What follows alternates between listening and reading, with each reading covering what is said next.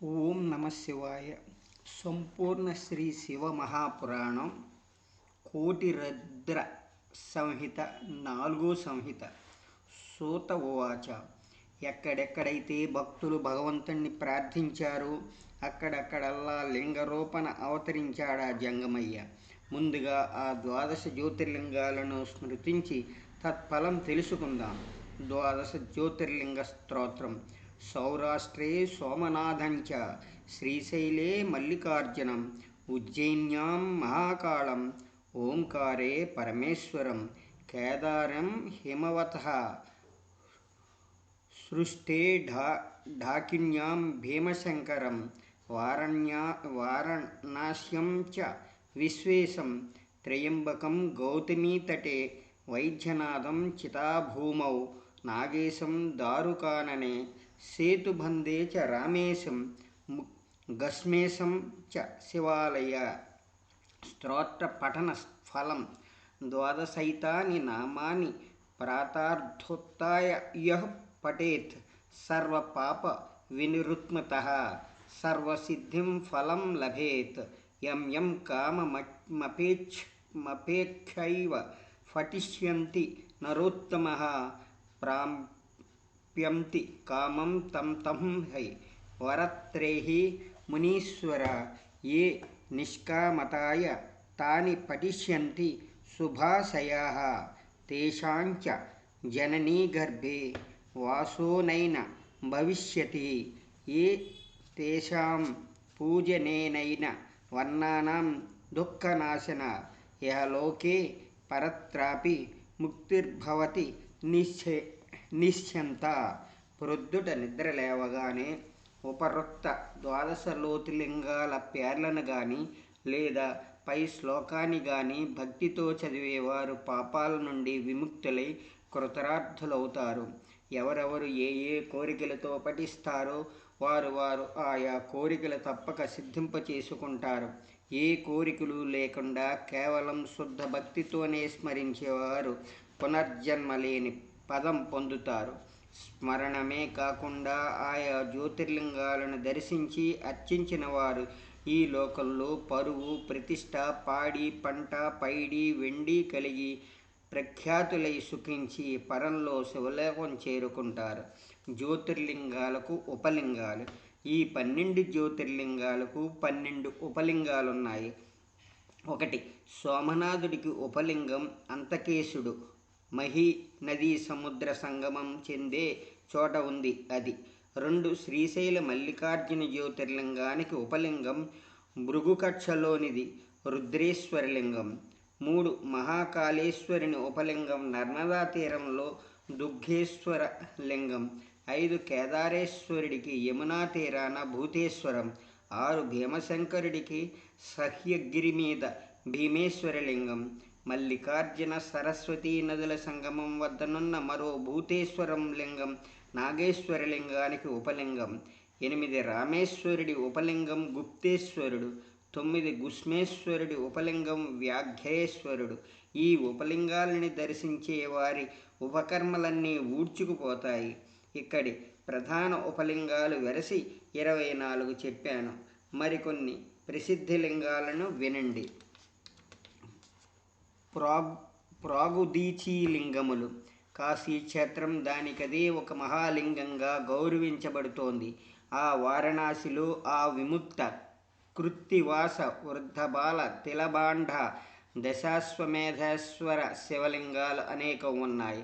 గంగాసాగర సంగమం వద్ద భూతేశ్వర సంగమేశ్వర లింగాలు, కౌశికీ తీరాన గండకీ తీరాన అర్ధనారీశ్వర వటికేశ్వర లింగాలు, ఫల్గుణ నదీ తీరాన పూర్ణేశ్వర సిద్ధినాథేశ్వరులు ప్రసిద్ధులు. ఉత్తర నగరంలో ధూర్వేశ్వర శృంగేశ్వర వైద్యనాథులు ప్రముఖులు. దధీచి మహర్షి దగు యుద్ధ ప్రాంతాన జపేశ్వర గోపేశ్వర రంకేశ్వర వామేశ్వర నాగేశ్వర కామేశ్వర విమలేశ్వర వ్యాసేశ్వర సుకేశేశ్వర భండేశ్వర ఓంకారేశ్వర సులోచనేశ్వర భూతేశ్వర సంగమేశ్వర లింగాలు తెలుసుకోదగ్గవి, దర్శించుకోదగ్గవి, అర్పించదగ్గవి అయి ఉంటాయి. ఇక తప్తకాతటిని కుమారేశ్వర సిద్ధేశ్వర సేనేశ్వర, కుంభేశ్వర, నందీశ, పుంజేశ లింగాలు ముఖ్యమైనవి.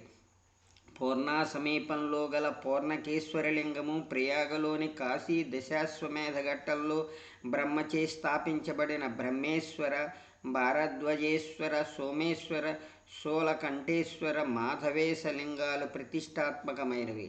సాకేత నగరంలోని నాగేశుడు, పురుషోత్తమ నగరానగల భువనేశ, లోకేశ, కామేశ, గంగేశ, చక్రేశ, శుక్రసిద్ధేశ, వటేశ్వరలింగాలు సుప్రసిద్ధాలు. సింధు నదీ తీరాన వెలిసిన కపాలేశ, వక్రేశ, దౌతపాస్పేశ్వర, పరమేశ్వర, భీమేశ్వర, సూర్యేశ్వర, నందేశ్వర, నాకేశ్వర, రామేశ్వర, విమలేశ్వర, కంటకేశ్వర లింగాలు అత్యంత ప్రసిద్ధాలు. పూర్ణసాగర సంగమం చెంత చెలువారే ధుర్తుకేశ్వర, చంద్రేశ్వర, సిద్ధేశ్వర, బిల్వేశ్వర, అంధకేశ్వర, శరణేశ్వర, కర్దమేశ లింగాలు చూసి తీరదగినవి. అర్బుదాచలంలో కోటీశ అచలేశుని అర్పించి తీరవలసిందే. కౌశిక తీరస్తనాగేశ, అనంతేశ్వర, యోగీశ్వర, వైద్యనాథేశ్వర, కోటీశ్వర, సప్తేశ్వర, భద్రేశ్వర, చండీశ్వర, సంగమేశ్వర లింగాలు భుక్తి ముక్తి ప్రదాలుగా అలరారుతున్నాయి. ఇవన్నీ ఉత్తర దిక్కున, తూర్పు దిక్కున గల శివలింగాలు. ఇక దక్షిణ దిశగా చూద్దాం. దక్షిణాది లింగాలు. చిత్రకూట పర్వతాన బ్రహ్మపురిలో బ్రహ్మదేవుడు మత్తగజేంద్రేశ్వరుడు అనే శివలింగాన్ని స్థాపించాడు. దీనికి తూర్పు దిక్కున కోటీశుడనే లింగం ఉంది.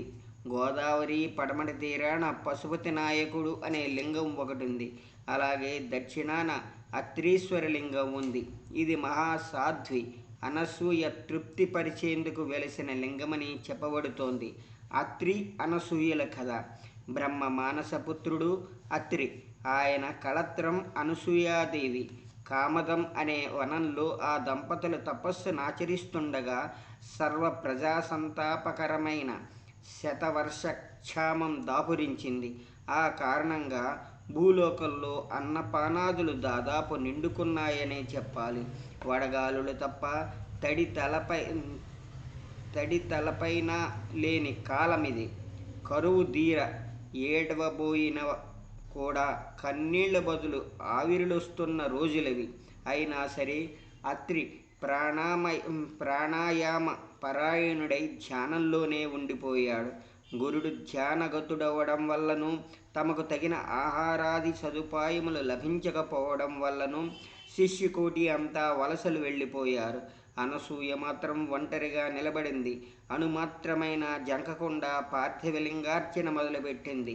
క్షామ కారణంగా శివారాధనకు తగిన వస్తువులు లేకపోవడం వలన మానసిక పూజనే చేయసాగింది. చీటికి మాటికి శివ శివ అనుకుంటోంది. ప్రదక్షిణలు చేస్తోంది. పూజగా ప్రారంభమైన ఆ జగత్ కళ్యాణకరమైన తలంపు తపస్సుగా పరిణమించింది. తపోజ్వాలలు ఆకాశానికి, కీర్తికాంతులు నాలుగు దిక్కులకు ప్రాకసాగాయి. ఆలుమగలిద్దరూ శివధ్యానంలో మునిగిపోయారు. అనసూయమ్మ పాతివ్రత్యాన్ని తలచుకుని మురిసిపోయింది. మహారసన గంగ. ఆమెకేదో ఒక ఉపకారం చేస్తే గాని అక్కడి నుంచి వెళ్ళకూడదనుకున్నదామె. అత్రి తపస్సుకు ఆనందించిన గంగావతి అనసూయమ్మ గారు చేసిన పార్థివమూర్తిని చేరి స్థాణువులా ఉండిపోయాడు.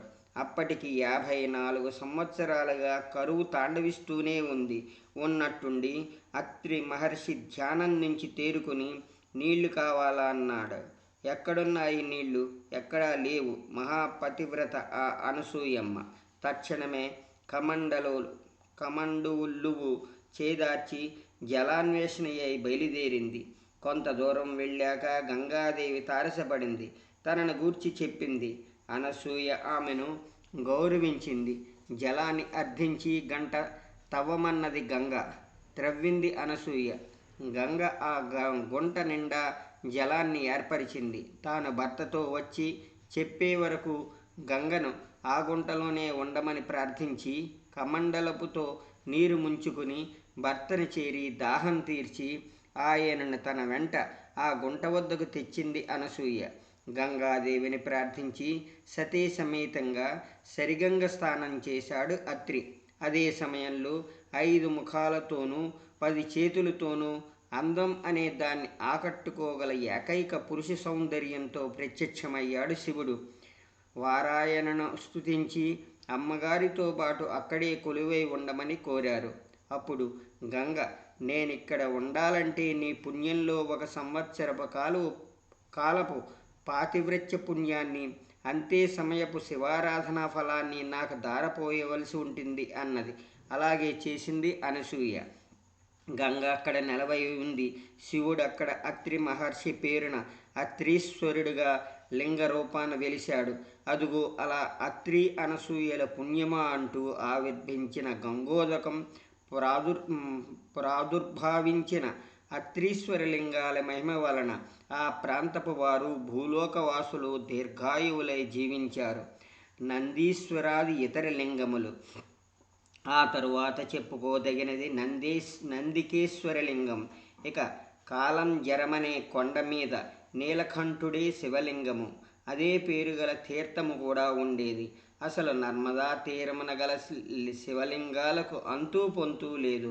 భక్త దురితాపహారాలైన అర్తేశ్వర, పరమేశ్వర, సింహేశ్వర, శర్మేశ్వర, కుమారేశ్వర, పొండరీకేశ్వర, మండపేశ్వర, త్రిచ్ఛేశ్వర, మంగళేశ్వర లింగాలు, ఆంజనేయ స్వామిచే స్వయంగా ప్రతిష్ఠించబడిన మహాకపిలేశ్వర లింగము, ఇవన్నీ నర్మదా నదీ తీరానే అలరారుతున్నాయి. ఒకానొకప్పుడు సువాదుడనే బ్రాహ్మణుడు తన తల్లి అస్థికలను కాశీగంగలో కలిపే నిమిత్తంగా స్వగ్రామం నుంచి 16 మైళ్ళు ప్రయాణించి అక్కడున్న వింసంతి అనే గ్రామంలో ఒక బ్రాహ్మణుడింట తొలి మజిలీ చేశాడు. ఆ రాత్రి తొలిజాము తుదిలో ఒక విచిత్రం జరిగింది. ఆ ఇంట్లో ఆ రోజు పాలు పితకడం ఆలస్యమైంది. చేపు కోసం దూడను ఆవు వద్దకు తెస్తుండగా సమయాతిక్రమణం కారణంగా ఆకలితోనున్న దూడ తన తొందరలో ఆ గృహస్థు కాలు తొక్కింది. అందుకు ఆగ్రహించిన విప్పుడు దుడ్డుకర్ర తీసుకుని దూడను బలంగా బాదివేశాడు.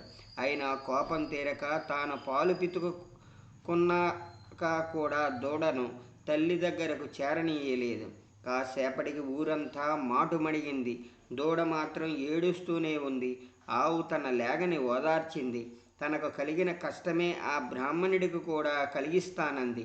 తద్వారా బ్రహ్మహత్యా దోషమే సంభవించినా సరే అది పోగొట్టుకునే మార్గం కూడా తనకు తెలుసునని చెప్పింది. ఇదంతా విన్న సువాదుడు మర్నాడు ఏం జరుగుతుందో అని ఉత్కంఠంతో ప్రయాణం అవుతున్నాడు. మర్నాడు ఉదయం ఇంటి యజమాని పని మీద బయటకు వెడుతూ పాలు పితికే బాధ్యత కొడుక్కి అప్పగించాడు. ఆ బాలుడావును సమీపించగానే అది ఆ కుర్రవాణ్ణి ఒక్క కుమ్మింది. అతడు కన్ను మూశాడు. అంతా ఆహాకారాలు చేశారు. ఈ కబురందింది ఇంటికి చేరిన బ్రాహ్మణుడు ఆవుని చితకగొట్టేశాడు. బ్రహ్మహత్యా దోషం వల్లనో బ్రాహ్మణుడు కొట్టిన దెబ్బల వలనో కానీ దాని ఒళ్ళంతా నల్లగా మారిపోయింది. కట్లు విప్పేసి బయటకు తోలేశాడు దానిని. సువాదుడు మాత్రం ఆ ఆవును అనుసరించాడు. అది వడివడిగా వెళ్ళి నర్మదా నదికి చేరింది. అక్కడ నందీశ్వరలింగం ఉన్న ప్రాంతంలోని రేవులో దిగి 3 సార్లు మునిగి పైకి వచ్చేసరికి కంకు దెబ్బలు లేవు. కారు నలుపు రంగు లేదు. ఎప్పటిలాగా మేగడ రంగులో మిలమిలలాడిపోసాగింది. అది చూసి ఆశ్చర్యపడిన సువాదుడు నర్మదను అర్పించి కాశీకి బయలుదేరగా గంగ స్త్రీ రూపంలో కనిపించింది. ఆ ఆవు జలకమాడిన చోటనే నీ తల్లి అస్థికలను కలుపు. అలా చేస్తే ఆమె దివ్య రూపధారియే శివ సాన్నిధ్యం చేరుకుంటుంది. ఈరోజు వైశాఖ శుద్ధ సప్తమి నేడు గంగ ఈ నర్మదలోనే నివసిస్తుంది అని చెప్పి అదృశ్యురాలయ్యింది. ఆమె చెప్పినట్లే సువాదుడు తల్లి అస్థికల ఆ రేవులో నిమజ్జనం చేయగా అతని తల్లి దివ్య వేషంతో కనిపించి, నాయనా, నన్ను ముక్తురాలిని చేశావు కనుక నువ్వు ధనధాన్య సమృద్ధితో దీర్ఘాయుష్యమంతుడై వర్ధిల్లుతావు, వంశ విస్తరణ కర్తవు అవుతావు అని ఆశీర్వదించి పరాన్ని చేరింది. ఇది ఈరోజు పురాణం సంపూర్ణం.